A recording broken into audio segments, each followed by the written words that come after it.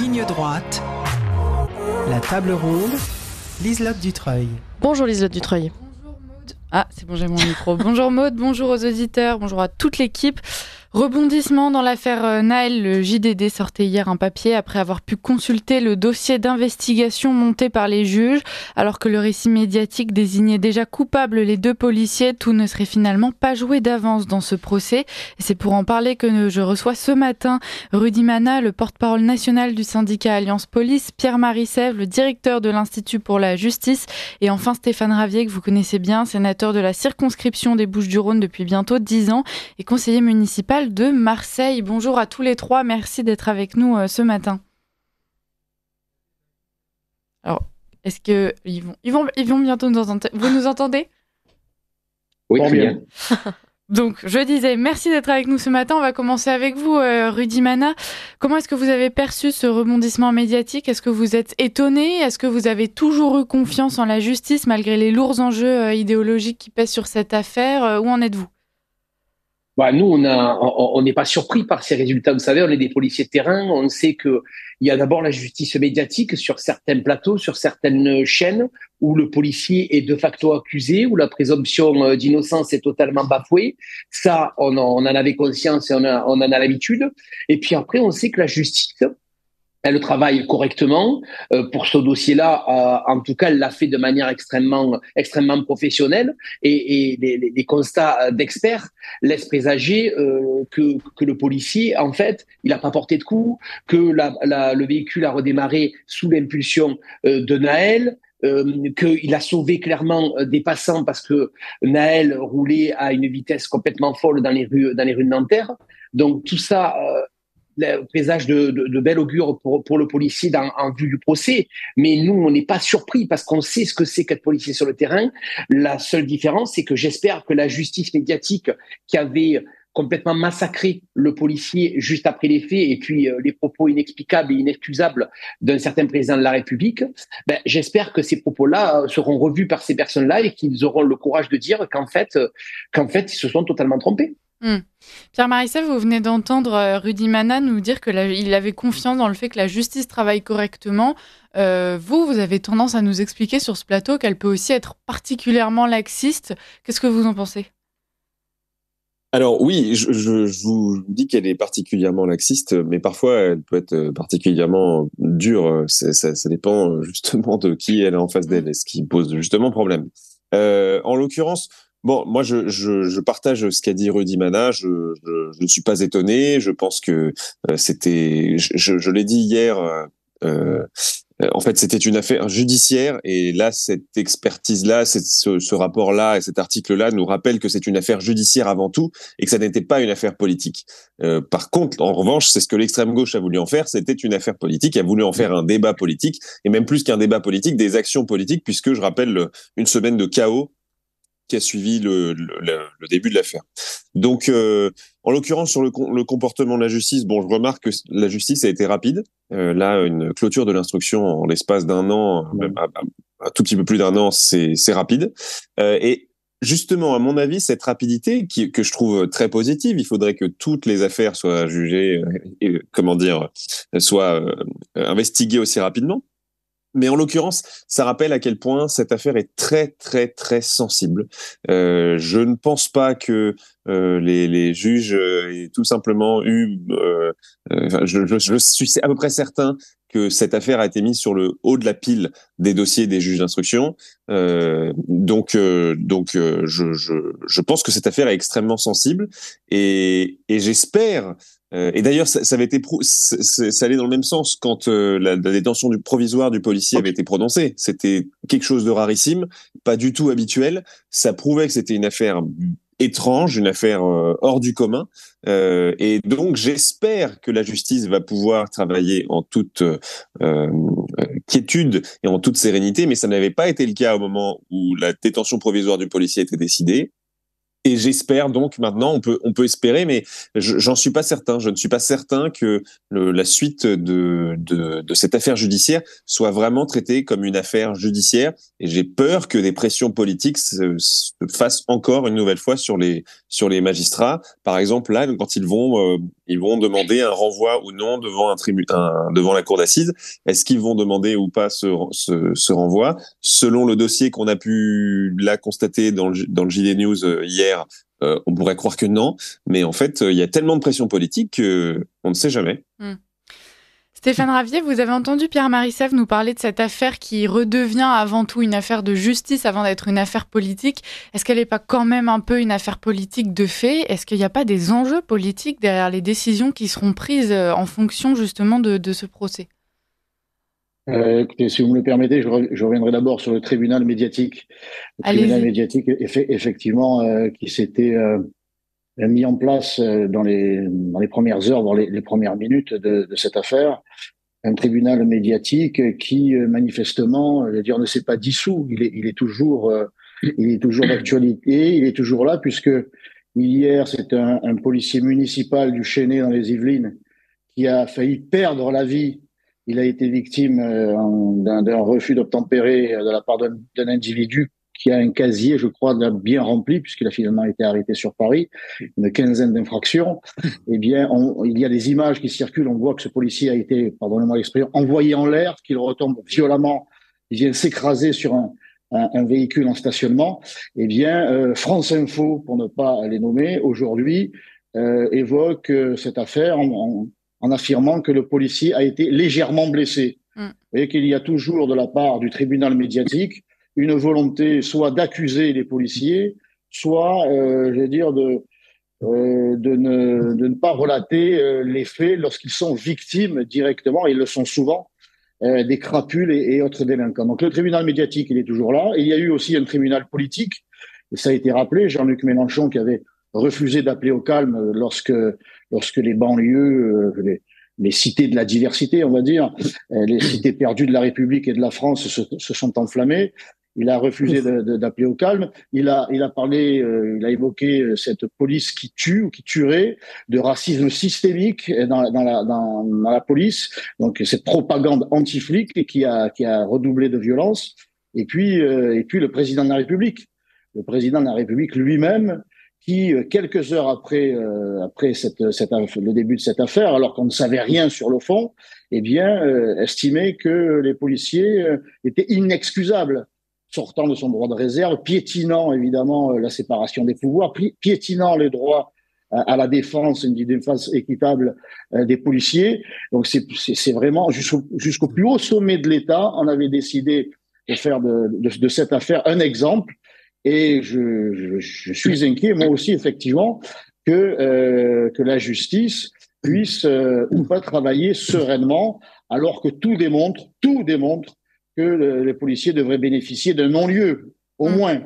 Mais il est vrai que le tribunal, à la fois médiatique, du showbiz, on se rappelle des publications de Mbappé, de Kassovitz, une tribune dans l'Humanité, toujours les mêmes qui viennent hurler, eh bien tout ce bon monde-là, je pense, ne lâchera pas l'affaire. Ils veulent en faire un exemple, alors que concrètement, voilà, l'enquête par des experts a démontré que le policier avait respecté toutes les règles et qu'un non-lieu devrait être prononcé, en espérant que la justice effectivement puisse travailler sereinement.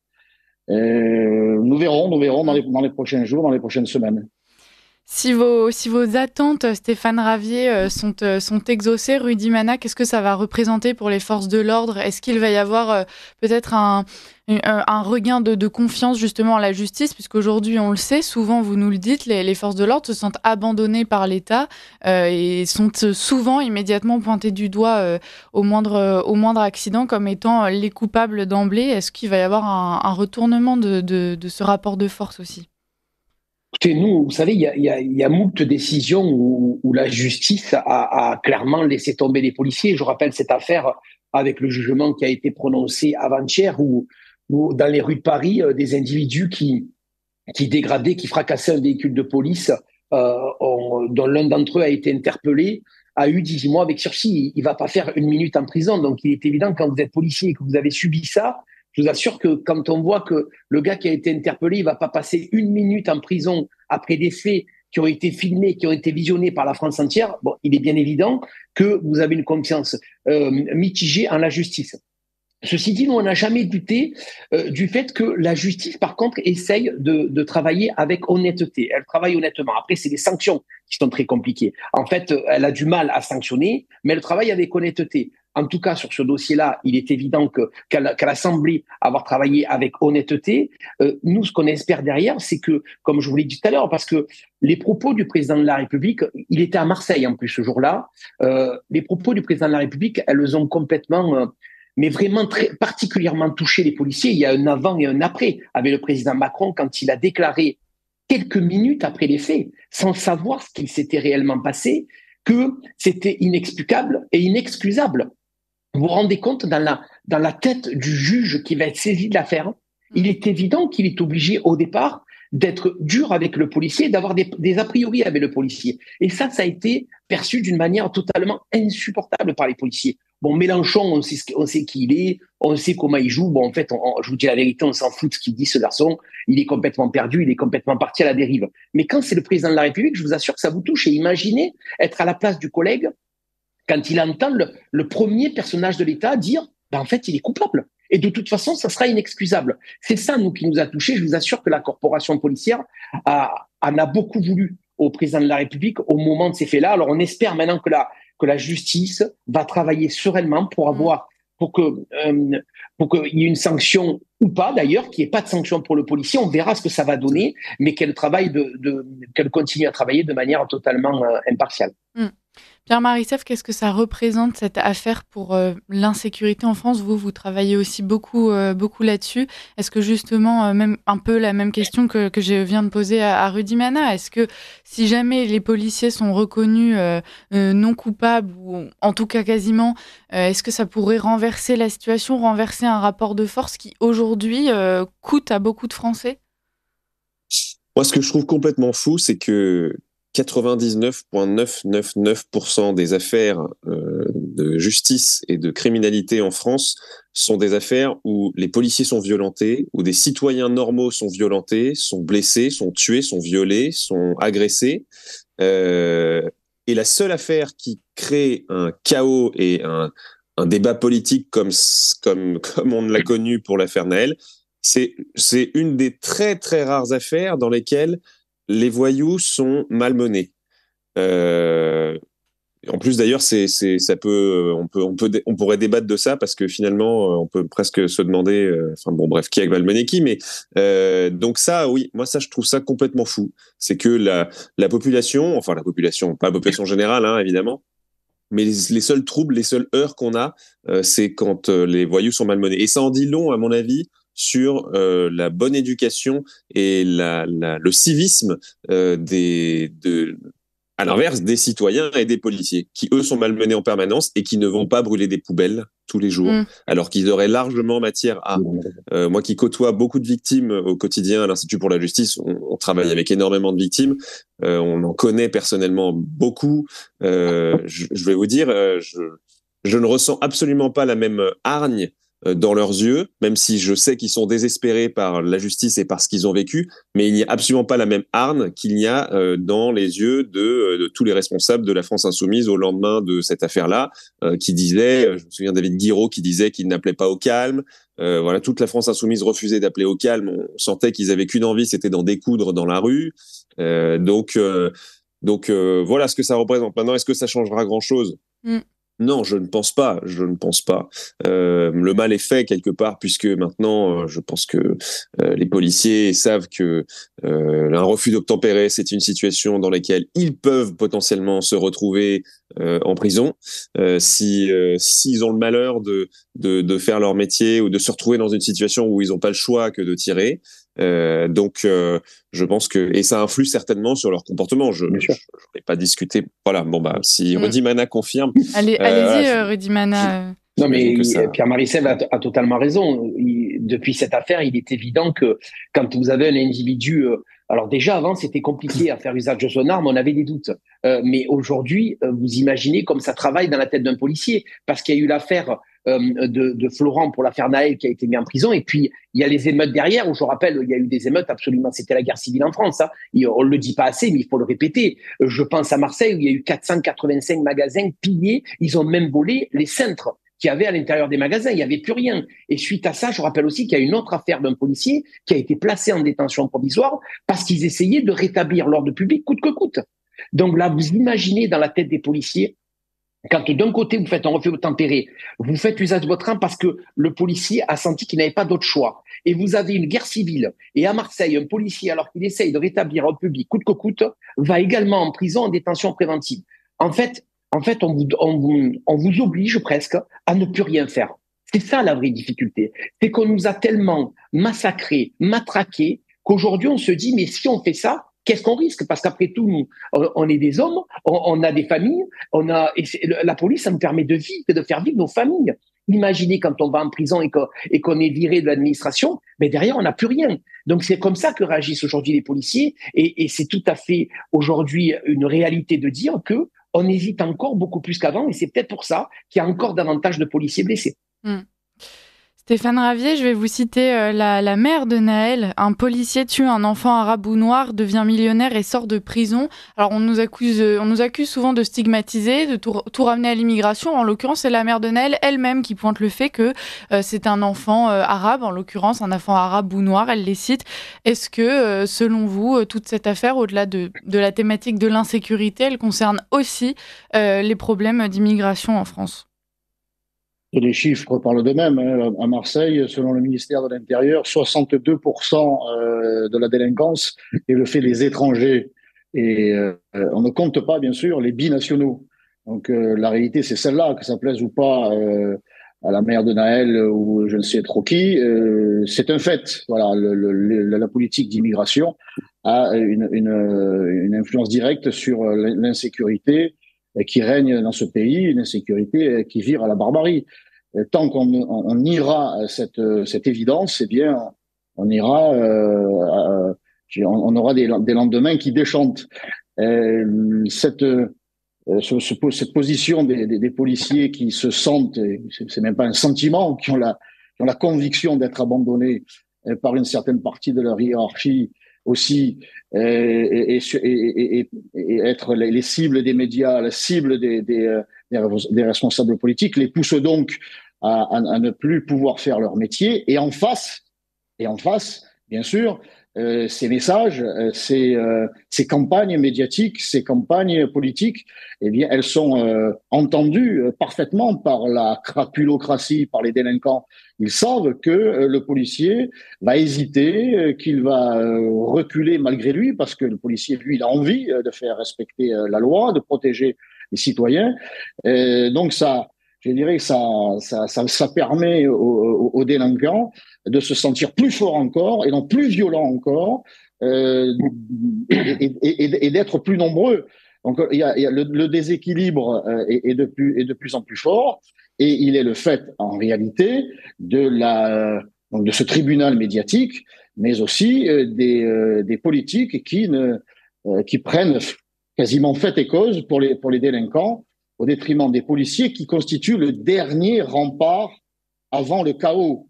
Et donc le chaos, nous l'avons subi pendant plusieurs semaines. Ça a été rappelé par Rudy Mana à Marseille notamment. Le RAID, les hommes du RAID, eux aussi, que l'on a envoyés sur le terrain dans ces conditions pour lesquelles ils ne sont pas vraiment formés, eux aussi ont été pointés du doigt par les médias, eux aussi ont été pointés du doigt par la justice. Comment, effectivement, pouvoir rétablir l'ordre quand les médias et les politiques créent les conditions du désordre. On l'a vu justement, donc après cette affaire Naël, on le sait tous, on a connu des émeutes chaotiques.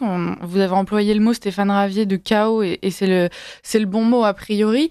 Et dans ces émeutes, on a bien vu justement que c'était le soulèvement d'une certaine population contre une autre. Le but, c'était vraiment de s'en prendre réellement aux Blancs, aux Français, qu'ils jugeaient, à tout un système en fait, qu'ils jugeaient responsable justement de la mort de Naël. Est-ce que Stéphane Ravier, ça vous fait peur? Pierre Marisset, vous pourrez répondre à cette question aussi, puisque vous vous penchez justement sur tous ces sujets. Mais allez-y, Stéphane Ravier, pour commencer. Ça a été 3 semaines de chaos, de razzia dans les commerces. Je ne comprends pas pourquoi voler des vêtements, des téléphones, des lunettes de soleil constituerait une expression de mal-être social ou de mal-être de gens issus de l'immigration qui seraient victimes du racisme des Français, en particulier de la police. Ça a été un prétexte pour piller, pour violenter les forces de l'ordre qui étaient sur le terrain et exprimer un soi-disant racisme systémique de la police et plus général racisme des Français. Mais enfin, s'il y avait un racisme des Français dans ce pays, tel qu'il est dénoncé chaque jour par les médias, tel qu'il est porté par les médias et par les politiques, nous devrions assister à un départ massif des étrangers vers leur pays d'origine. Je veux dire, c'est l'éléphant dans le couloir qu'on ne voit pas. Or, c'est une arrivée massive en France chaque année d'étrangers qui viennent s'y installer pour y percevoir évidemment tous les avantages sociaux que nul autre pays n'offre. Donc c'est ça la réalité, c'est qu'il y a s'il y a un racisme qui se développe dans ce pays, c'est un racisme anti-français, anti-blanc, anti-chrétien, et un racisme, si on peut parler de racisme, un antisémitisme qui se développe aussi, je dirais, dans la gauche, l'extrême gauche n'est pas exempt, ou quoi, tient des discours et a des positionnements plus qu'ambigus. Il est là réellement le racisme. Ce sont les Français, les honnêtes gens, le peuple historique de France, le peuple historique de Marseille, qui en est la victime. Et chaque jour un peu plus. Un racisme évidemment dont les pouvoirs publics refusent de voir. Et au contraire continue à culpabiliser les Français alors que c'est le pays et le peuple les plus accueillants du monde. Pierre Marisset, vous pouvez répondre aussi rapidement si vous voulez.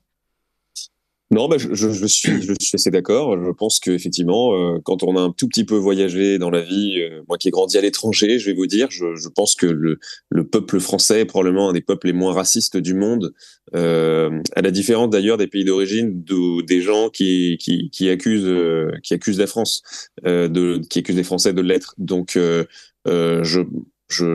moi, j'essaie même de passer le moins de temps possible sur ces accusations-là parce que c'est tout simplement ridicule. Il faut garder un petit peu les choses en face et donc non, c'est sûr que ça c'est complètement faux. Ce que disait la mère de Naël est à côté de la plaque.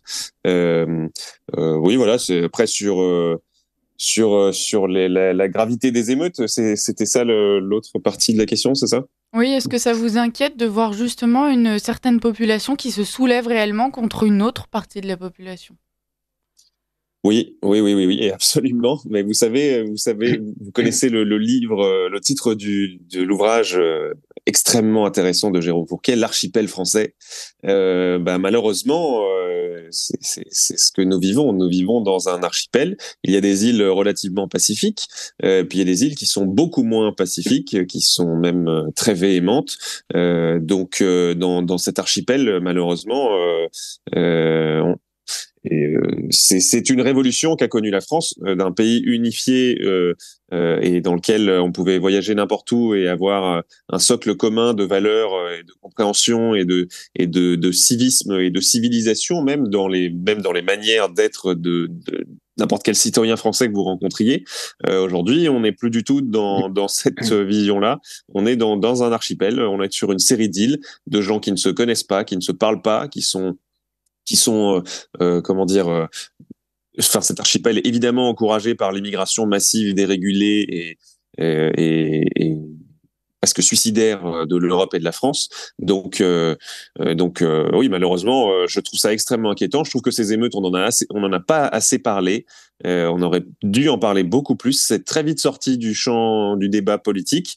Et je trouve ça dommage parce que ça en dit très long sur ce qui est devenu la France et sur ce qui attend probablement la France dans les prochaines années, à savoir une augmentation de ces tensions et de ces violences entre les différentes îles, entre les Français, issus de l'immigration et les Français pas issus de l'immigration, entre ceux qui se considèrent noirs, arabes, entre les Français qui respectent la République, entre les Juifs, enfin bref, cette communautarisation-là est en train de mettre à bas notre pays et toutes les valeurs sur lesquelles on s'est construite et sur lesquelles notre inconscient, quand on est des gens normaux, sur lesquels notre inconscient est encore construit. Moi, j'ai grandi, mes parents m'ont dit que en France, on respectait tout le monde et on avait tous des choses en commun. Aujourd'hui, je constate que malheureusement, c'est en train de partir. Rudy Mana, je vous vois acquiescer. Est-ce que les forces de l'ordre vont avoir de plus en plus la sensation de se retrouver au milieu de deux camps, en l'occurrence l'un intouchable pour des raisons idéologiques et l'autre innocent? Alors déjà, je veux rajouter un petit chiffre par rapport à ce qui a été dit précédemment. Vous savez, lorsqu'on a interpellé les milliers d'individus sur les violences urbaines et sur le chaos qu'ils avaient créé, 92% ne savaient pas qui était Nahel. C'est-à-dire qu'ils sont venus détruire les centres-villes de toutes les villes de France, ils sont venus piller ces centres-villes, mais en fait, ils sont pas venus pour protester contre Nahel. Ils sont venus tout simplement pour piller et voler. Ça, il faut clairement le dire, parce que dans toutes les auditions qu'on a fait, en fait, personne ne savait qui était Nahel. Après, à la question de savoir si on se sent entre le marteau et l'enclume, en fait, bien évidemment qu'on sait, Stéphane Ravier l'a dit tout à l'heure, il a raison. Nous sommes depuis quelques années la dernière digue républicaine. Je vous assure que nos élus politiques devraient davantage faire attention aux policiers et aux gendarmes. Parce que si ces corporations cèdent, je vous assure que c'est le chaos général en France. Il faut se dire les choses. Et ça, c'est une réalité que nous vivons tous les jours sur le terrain. Les policiers et les gendarmes aujourd'hui représentent de manière très claire la dernière digue républicaine. Si elle cède, le pays cédera. Donc, il faut faire extrêmement attention. Il faut mettre en avant le travail des policiers et des gendarmes. Et puis, il faudra aussi, à un moment donné, s'attaquer au problème de la justice, puisque aujourd'hui, on le voit de manière très claire avec toutes les affaires que nous avons au quotidien. Toutes ces affaires où on voit qu'il n'y a pas de condamnation et que du coup, c'est un permis de délinquance qu'on donne, un permis de refus d'obtempérer, presque un permis de tuer qu'on donne aux délinquants en ne les sanctionnant pas à la hauteur de leurs actes. Stéphane Ravier, on a bien compris le poids idéologique et la pression politique qu'il y avait sur ce procès. On l'a dénoncé. Est-ce que finalement, il ne faudrait pas aussi accepter cette pression politique, mais la mettre dans votre sens, en l'occurrence, en pointant du doigt justement les symptômes de l'immigration, les symptômes de l'insécurité, cette police qui se sent abandonnée, un sentiment d'impunité complet dans les quartiers les plus sensibles, on va les appeler comme ça, de France. Est-ce que justement, idéologiquement et politiquement, il n'y a pas un intérêt à s'emparer de ce dossier ? J'allais dire oui et non. Moi, je fais mon travail d'élu local et national.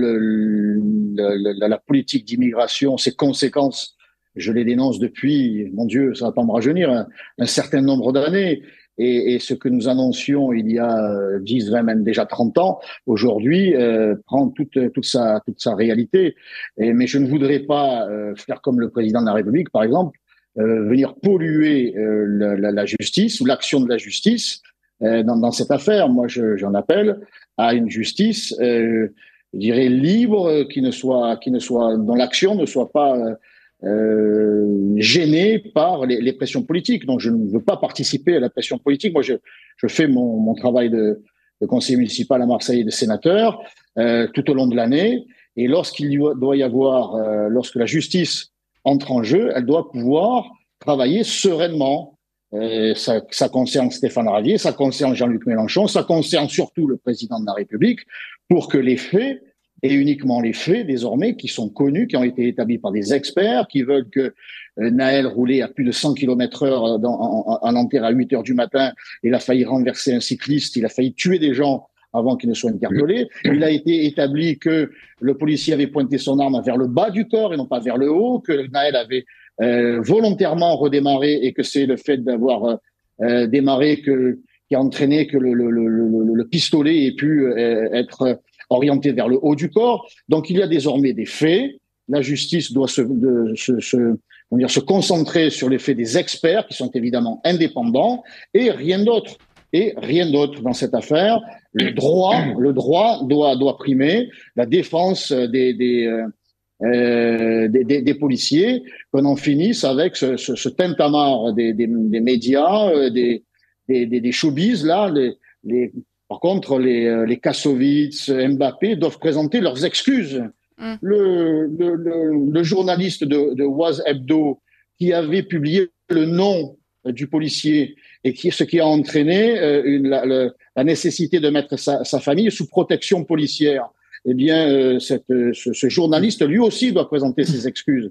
Ce serait le minimum pour apaiser, pour que la justice puisse travailler sereinement et que cela, je dirais que le pays revienne au calme et parallèlement, que les politiques fassent leur métier. Moi, je fais le mien. Rudy Mana, il nous reste à peine 1 minute. Vous avez entendu les propos de Stéphane Ravier. Est-ce que votre syndicat, justement, peut se positionner et demander ses excuses publiques en fonction du résultat de cette affaire ? Il est évident qu'on peut les demander. On ne peut pas obliger les gens à faire des excuses publiques. Bien sûr que Stéphane Ravier a raison de dire que la prise de position de Mbappé sur cette affaire-là, alors qu'il prend jamais position, je pense aux gendarmes communes, par exemple. J'ai pas vu de tweet de Mbappé. Tout ça, bien sûr que ça touche les policiers. On peut pas les obliger, nous, Alliance, à faire des excuses. Après, si c'est des hommes qui se regardent à la glace, bien évidemment qu'ils devraient faire des excuses. Parce que quand on a tenu des propos à l'encontre de policiers qui faisaient leur travail, alors on va quand même laisser le procès se dérouler parce qu'il va y avoir un procès, on n'est pas encore sûr qu'ils soient acquittés et je veux pas présager de ce qui va se passer. Mais il est évident que ça serait logique quand on est un homme courageux qui se regarde à la glace le matin de présenter les excuses. Et effectivement, ce journaliste qui avait donné le nom, le prénom et presque l'adresse du policier ce jour-là, alors lui, c'est plus que de la honte qu'il doit avoir sur lui. Ça fait longtemps qu'il doit plus se regarder devant la glace. Et lui, bien évidemment, en dehors du fait qu'il devrait présenter des excuses, je considère même qu'il doit être sanctionné pour avoir fait un tel acte. Merci beaucoup à tous les trois d'avoir été parmi nous. Cet entretien touche à sa fin, mais cette affaire ne fait que continuer et on imagine qu'il y aura encore de nombreuses choses dont nous pourrons parler dans les semaines à venir. Merci Rudy Mana d'avoir été parmi nous. Je rappelle que vous êtes porte-parole nationale du syndicat Alliance Police. Merci à vous aussi Pierre Marisset, vous êtes directeur de l'Institut pour la justice et Stéphane Ravier. Merci d'avoir été parmi nous ce matin. Vous êtes sénateur de la circonscription des Bouches-du-Rhône depuis bientôt 10 ans et conseiller municipal de Marseille. On vous retrouvera tous les trois probablement très bientôt sur notre antenne.